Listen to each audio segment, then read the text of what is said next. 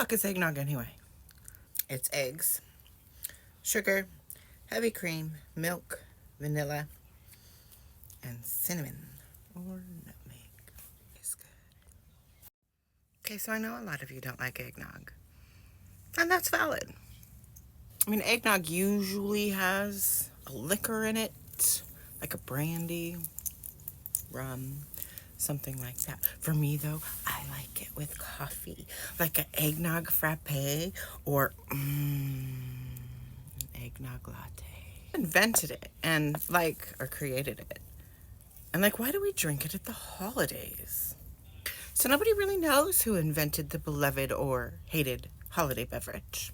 But in the 1700s, things like eggs and milk and sherry, they were things that were very, very expensive, and really only the wealthy could afford these things. So, I mean, it was kind of like, Cristal today.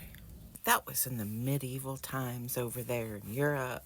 The American colonies, however, well, they produced things like eggs and dairies. Farms were a big thing. We were really kind of founded on farms now, weren't we? And rum was actually relatively inexpensive, allowing for the Americans to be fancy at the holidays. And of course, liquor, it keeps you warm when it's cold outside. This crown, I swear, stay on my head because I'm the queen. No, eggnog for everyone. But back to the whole eggnog latte. Yeah. You don't even have to go to a coffee shop. You could totally make it at home. You steam half parts eggnog and half parts milk to, loosen it because eggnog is really thick. And then you put your shots of espresso in it. Oh, top with a little cinnamon, a little nutmeg. And I know you're like, ew, hot eggnog. Yeah, hot eggnog. Listen to this. In 1820, a British journalist created what he called the Tom and Jerry hot spiced eggnog for those extra chilly nights. Do you even know who Tom and Jerry are? Was that show on, like Nick at Night when you were a kid? I wasn't allowed to watch Tom and Jerry as a kid. My dad said it was too violent. I didn't live a particularly sheltered life. I was walking myself home alone when I was in 3rd grade. Yeah. But I couldn't watch Tom and Jerry. Okay, Dad, pop off. In the early 19th century, the phrase Tom and Jerry meant rambunctious children or young people. Those crazy kids, Tom and Jerry's.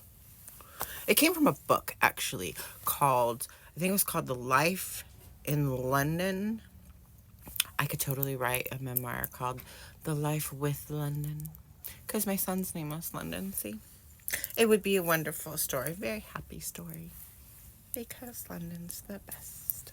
I mean, it makes total sense why Tom and Jerry would be called Tom and Jerry.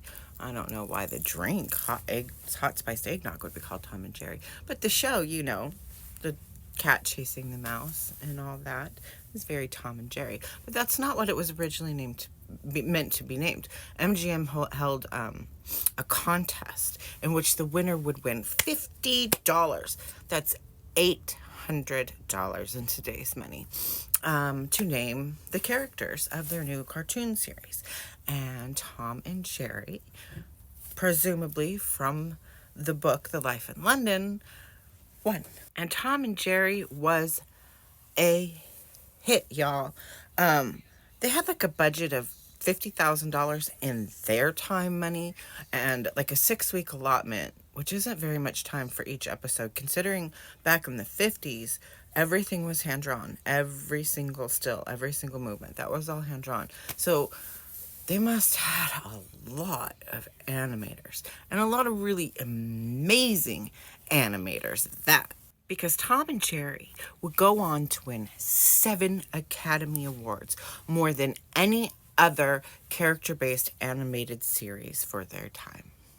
But that's got nothing to do with my beloved eggnog story, now does it?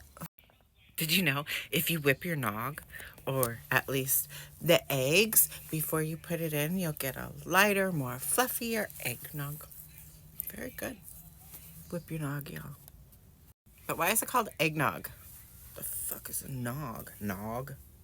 I mean, the British would sometimes call it an egg flip, but to me, that's what we do to an omelet because, America. So back in the day, a really strong ale or IPA would be referred to as like a nog, but a grog would be like a really strong rum. And the grog was served in a noggin.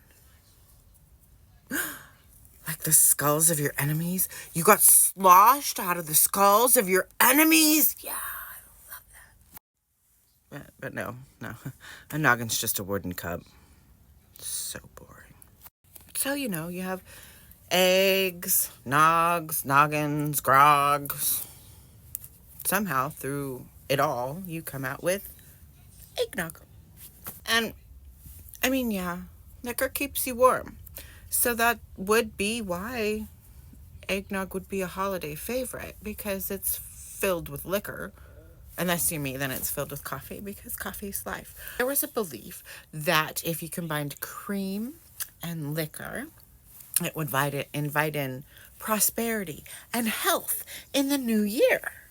Because nothing's more healthy than raw eggs, heavy cream, and booze. Follow for more diet tips. But no matter what your favorite beverage is this holiday season, I wish you the best. I wish you all the best of health and the most of prosperity. Happy holidays. Cheers!